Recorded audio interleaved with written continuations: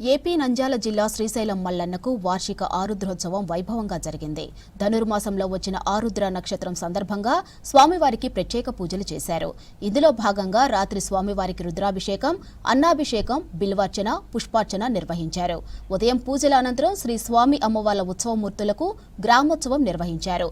ఆరుద్రోత్సవం సందర్భంగా స్వామి అమ్మవారి స్వర్ణ రథోత్సవానికి ప్రత్యేక పూజలు నిర్వహించి కర్పూర హారతులు ఇచ్చారు.